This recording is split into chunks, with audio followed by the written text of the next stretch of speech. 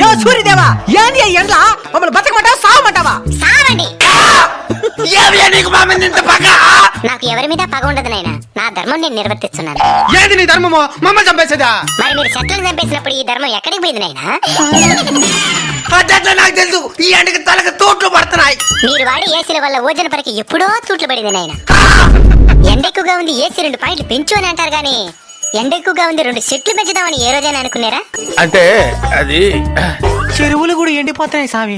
నీళ్ళుండాల్సిన చెరువులో నిలువెత్తి బోడాలుంటే ఎవరేం చేస్తారు నాయనా? అడవులు కూడా ఎండిపోతున్నాయి స్వామి. మరి అక్కడే కదా నాయనా అపార్ట్మెంట్లు కట్టాల్సిందే. స్వామి, ఈ ఎండ నుంచి బయటపడేదానికి ఏదైనా మార్గం చెప్పు స్వామి. వృక్షో రక్షిత రక్షిత. చెట్లను మీరు కాపాడితే అవి మిమ్మల్ని కాపాడతాయి. తప్పకుండా నాటి కాపాడుతాం స్వామి. స్వామి, ఇంక మిఠాని ఈ ఎండలు తగ్గినా?